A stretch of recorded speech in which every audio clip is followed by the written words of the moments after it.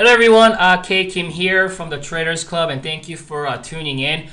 Tonight, what I want to do is I want to look at the Russell and the Nasdaq and S&P 500, and we'll look at the Treasury Bond as well, and the Tesla and Apple, and we'll keep this video short tonight. But that I do want to start with the Russell 2000 first today, and I think something that we've been talking about here since late December, early January, that the Russell 2000 probably be the key index for 2015, which I believed back then that Russell 2000 will lead the market once again like it did in 2013. And today you can see that what happened was a Russell 2000. One thing that we have to understand is that we must understand the big picture. We must understand where the recent price action coming from. And then so many people just they're so obsessed with the daily fluctuations, maybe because they're day traders and whatnot. But it's gonna do what it's gonna do in the minor term. It's gonna have its ups and downs. We must understand in the intermediate and primary term movement, because it's gonna have up and downs. But then what happens is after the volatility has done, usually it's gonna move right back up, right, in the direction of intermediate and primary term trend.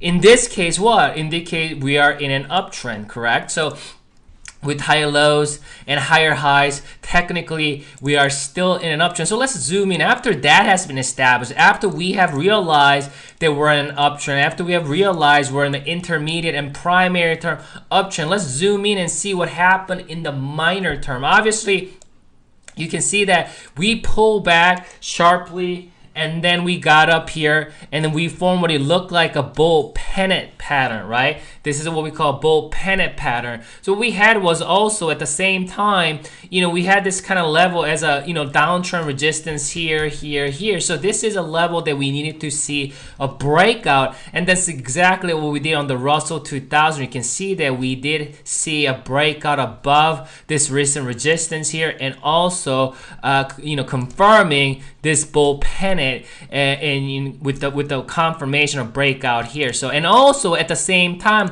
it has cleared horizontal resistance as well. You can see that that was a resistance here. We have a clear above that. So as of today, with today's movement, I would have to say that we are bullish in the minor term, intermediate term, and primary term on the Russell 2000 on these small caps. Not only that, we are above all the moving averages. We're above 10, 20 MA and 20 and 50. 50 hasn't been a very, very strong support in the past. We got slightly below that, but we did have 100 SMA hovering below the 50 MA, making sure it doesn't get any below that 100 SMA. So we did lose 50 MA here, but then once we got to 100 SMA here, it was able to get right back up. Most people think that everybody's watching these moving averages. That's not the case. It's not that everybody's watching 100 SMA and everybody's watching 50 MA, 50-day moving average,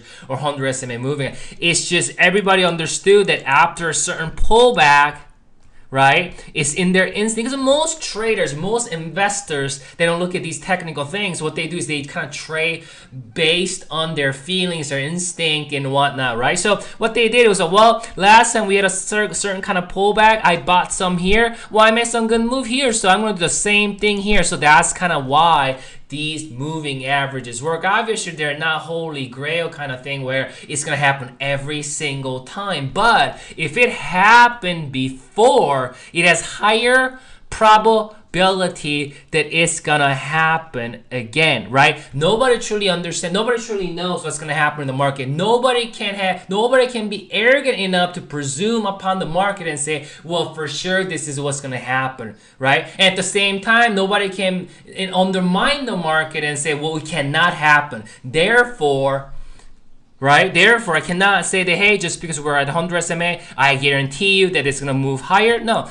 Because we're in an uptrend, because 100 SMA has acted as support in the past, when we got to that 100 SMA back in early May, we had higher probability that it was going to continue higher, and that's exactly what we're seeing here.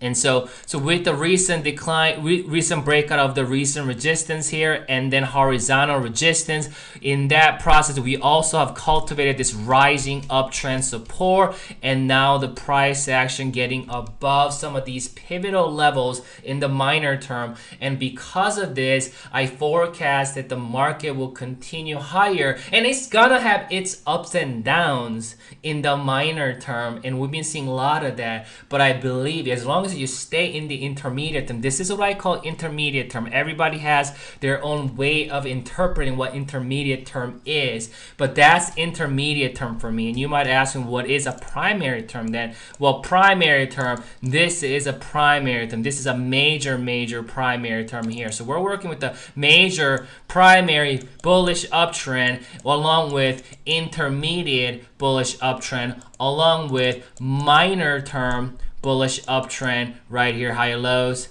and we just put in higher high there. So obviously next resistance level is about 126-ish, 126.41-ish. But I think we may be able to break through that. We might slow down a little bit, but you know, I forecast that Russell 2000. I think again, I think you should continue to watch Russell 2000, and rest of the year, I do think that Russell 2000 is going to lead. But looking good, looking great today for the buyers, for the longs, for the bulls, and I do believe they will continue higher there. Let's look at S&P 500 real quick. S&P 500, what it did was one thing we've been looking at here is that this is what we call Fibonacci retracement zone. We just basically what I did is I just measured that move, very minor term there, and then this is FRZ, what I call FRZ, Fibonacci retracement zone. As long as we stay above in this vicinity, which is considered as high or low, and you can see that in that level we're coinciding with that 50-day moving average. It's actually 50 MA there. At the same time, that level is coinciding with that 50% retracement zone. We got to that level about a few times. We gapped up today. We're back above 1020 MA here. We're slightly trying to get above the recent resistance there. It's tough to say if we're going to break out on that, but if we get another gap up there, if we get another bullish move, I do think that this thing will have another run to maybe about 216 or so. So, you know, if we get another bullish day on S&P 500, I forecast the next few weeks, we will continue to have bullish run with this minor term ups and downs, right? Let me look at NASDAQ here as well. NASDAQ, looking more like kind of going up, and then we kind of forming that bull pennant pattern. It looks similar to that Russell 2000 we just looked at right on the resistance level here. If this thing breaks out, we'll probably get another bullish run for about a week and a half here. So if we get a breakout tomorrow, next few days, I do believe the market will continue. And in a lot of talk on the transport, so let me look at transport here real quick. That transport is breaking down. Because of that, the whole market is going to roll over. Well, that is absurd. If anybody suggests that, you know what I mean? Because the one index is rolling over, and we're not even rolling over really. You can see that how adamant this index is. And many times this is more of a kind of a consolidation / kind of a downtrend channel-ish pattern there. That's really not a topping pattern really. We really want to see a topping pattern. You want to see this thing coming all the way down here, putting in equal lows, and then kind of getting back up, and then create a major lower high, and then breaking well below the 140-ish pivot. Once we see that, then that's a major topping pattern. But as of today, yes, we have broken below some important support level, and yes, we are in the vicinity. We are cultivating kind of a downtrend-ish signal with the lower highs and lower lows, right? But we understand that the action of this doesn't really have a characteristics of correctional move. It looks more like back in 2012, right? All the way to 2012. Do you see this?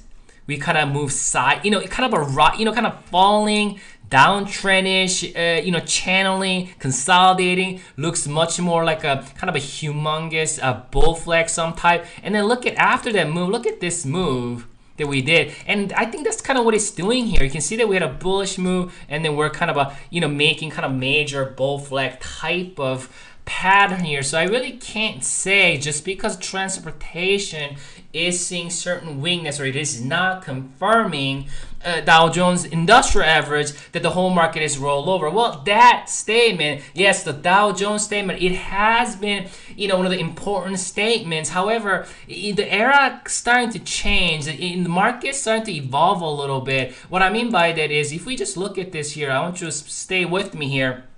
And this is something that we talked about here at the club, is that this is where you can see we start to see divergence in the past, where Dow Jones Industrial Average and the transportation, they are not agreeing, they're not confirming. And then we did see, you did see that correctional move. Same thing happened here. You can see that they are not, they didn't really confirm Dow Jones Industrial Average making lower high, while the transportation making a higher high or equal highs there. What happened was, though, in 2011 and 2012, we had a major divergence on the Dow Jones. You can see the higher highs and lower high. That's kind of what I'm talking about. This section right here, kind of a falling channel type of action. But then you can see we did have pullbacks, but then this market shrugged that off and continued higher. We did not see this kind of a correctional move, or the bear market, quote unquote bear market. We had like a month or so of a pullback, or maybe several weeks, but we did not see, quote unquote, a major correction or crash. So then what happened was, since 2012, this market is starting to kind of ignore these divergences. So yes, we do have a slight divergence of Dow Jones and the transportation, but because the Russell, because the Nasdaq, because the S&P 500, because of the financial sector, because they are strong, and because in 2012 this market did shrug off its divergence signal, I cannot put too much weight on it, but I will not ignore it. I will not, be ignorant of it, or I will not neglect it. I know it's there, but I choose to not put too much weight on this signal. Hope that makes sense. And so when we go back here, you can see this move is very similar to back in 2012, right here, right? I mean, it's steeper, but the move has been steeper too. So it looks more like what? A bull flag, a major bull flag, a primary term bull flag before this thing going higher. If anything, I would look for to go long on the transportation with the right signal of a reversal or cultivation of an uptrend again. I'll that's what I'll be looking to go back long. But I wouldn't look at this as a major topping pattern unless we have other indices confirming this signal, right? We don't. Dow Jones, Nasdaq, the Russell, the S&P 500, none of that is confirming the transportation at this point. So transportation is kind of doing this alone, and really other indices not condoning it, other indices not endorsing it.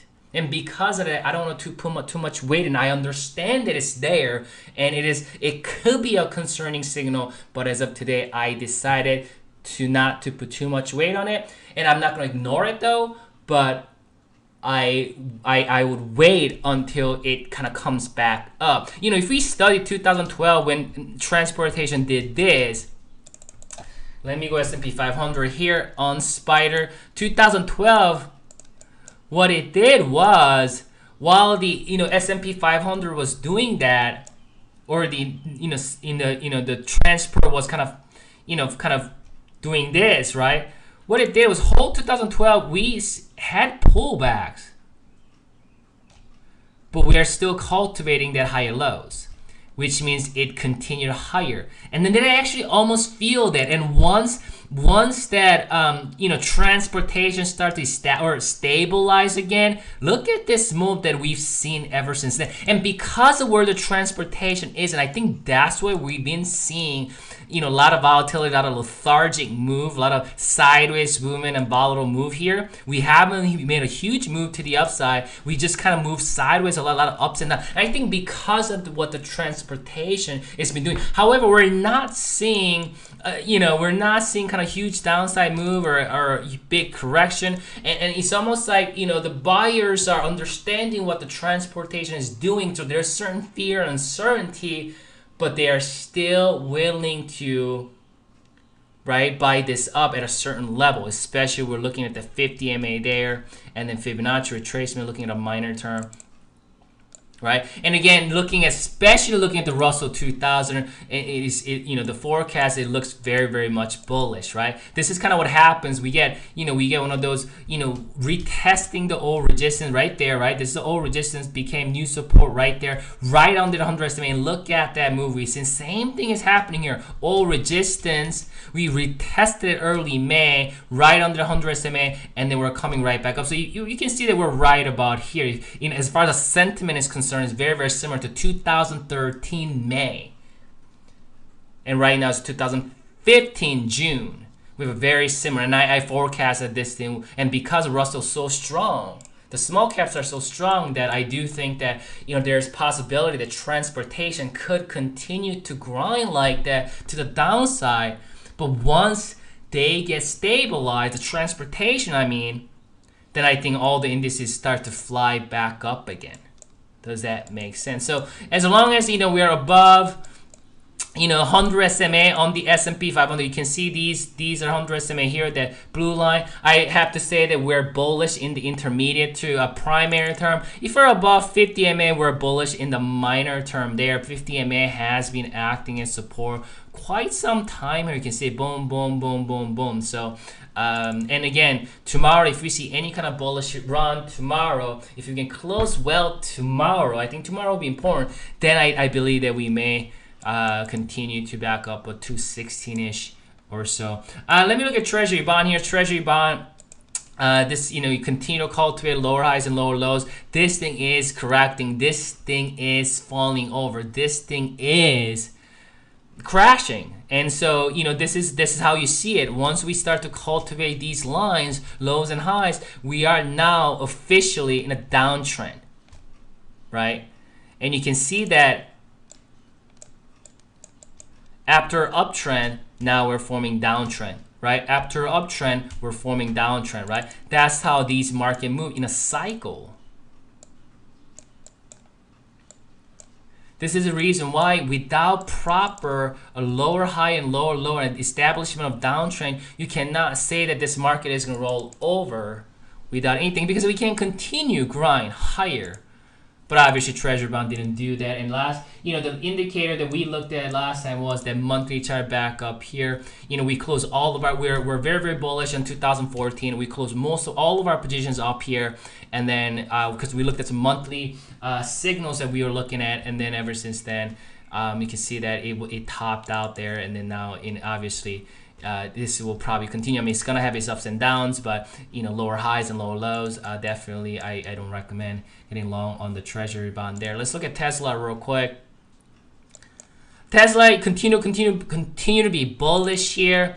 We're getting very near to the resistance level. I still don't have any position on Tesla. One of the reasons is because I am looking for, you know, one of the reasons that I talked about last time was I'm still feeling iffy about this major, you know, pattern. Obviously that, you know, that's not going to be confirmed until that thing comes to something like this.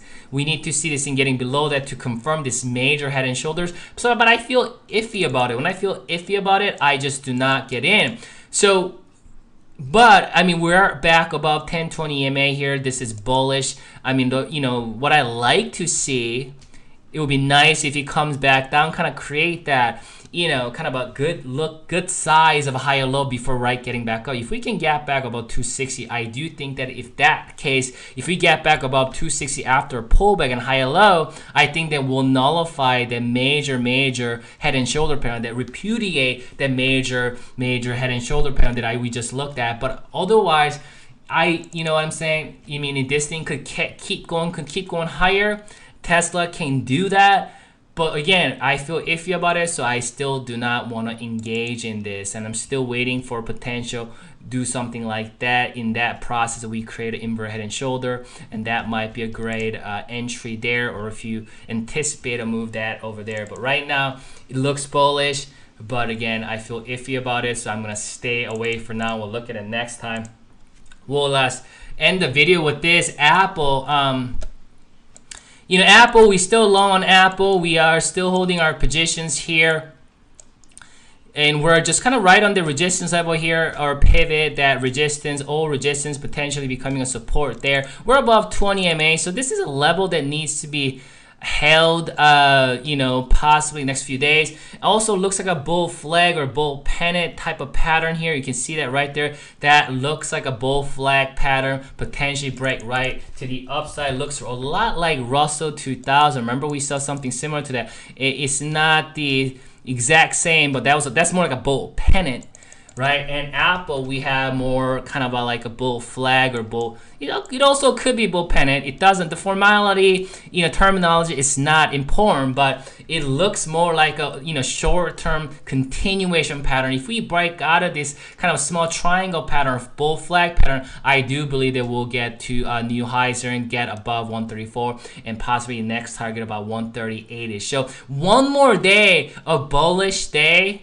Possibly tomorrow, if close strong bullish tomorrow, that will be an early indication or confirmation of this bull flag or bull pennant, and in that case, I believe that it will continue higher there. So I'm staying bullish on Apple. Apple looks good in a primary and an intermediate term. We're still above 50 MA there.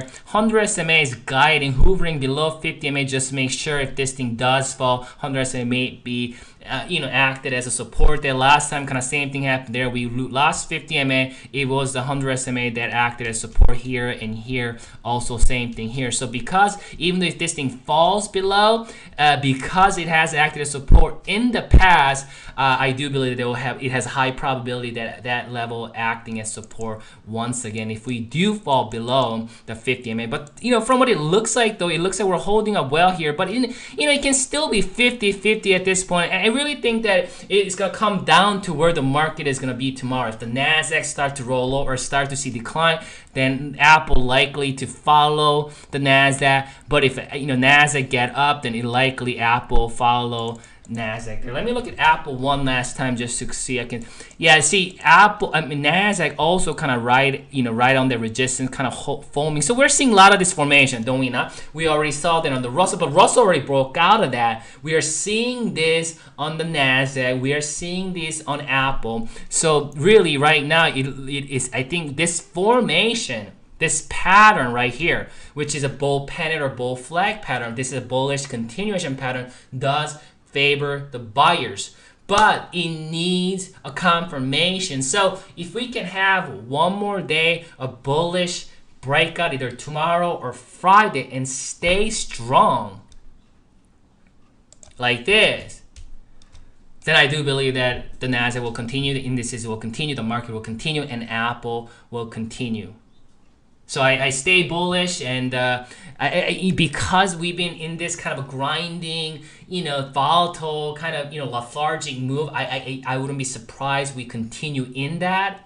So instead of obsessing about daily fluctuations, if you can able to look at the intermediate term movement, I believe that you will gauge this market much, much better. And also I believe that Russell 2000 would continue to be a leader in this rest of the year. So I will really look at Russell as a kind of one of the prominent index and engage the market in that. And then supporting indices like NASDAQ and the Dow Jones and then S&P 500. Again, transport being weak, it is concerning, but it's not a level where we start freaking out. You know what I mean? I would rather look at it as opportunity. So when the transport start to gap back up, stabilize back up, I would even thinking about going long on the transportation for position trading for 6 months, a year.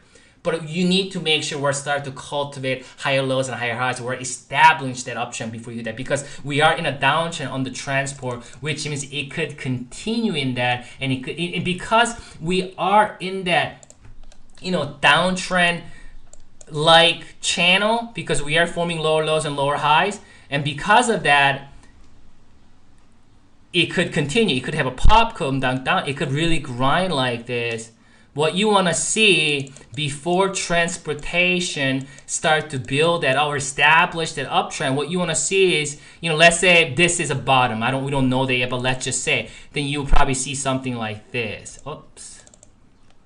What you would see is something like this.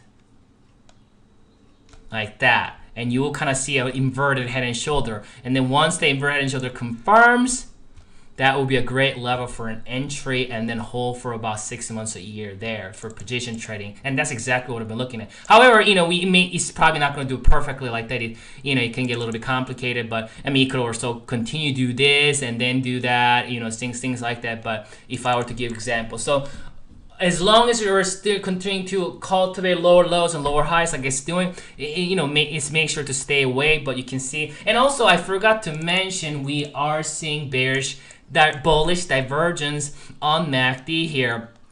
You can see right there again, that needs to be substantiated. We got lower low. This is transport. We got a slightly higher low there, and slightly on RSI as well, not so much on our stochastic. This is a daily chart.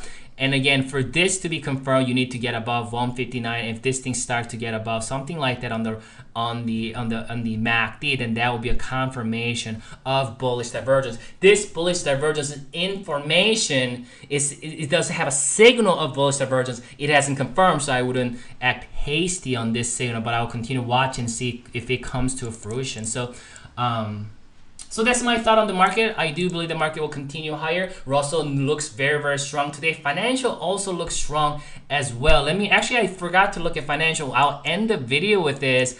Financial, if you look at this, you can see that we have this kind of a downtrend resistance. We cleared that, and then we got back up here, and then we're starting to retest that old resistance and new support. In that process, what it did was it has confirmed that rising uptrend support, and we got above that 1020 MA and this recent resistance, this downtrend resistance. You can see that financial is breaking out while cultivating higher lows and higher highs. We're definitely in an uptrend here, and financial and Russell looking strong. I think if we can have another bullish day tomorrow on S&P 500 and Dow Jones, I think that we'll have a good day on Friday and then early next week as well. So and that's everything for me. If you have any questions, feel free to email me or leave any comments on my blog there. So have a great night. We'll talk to you next.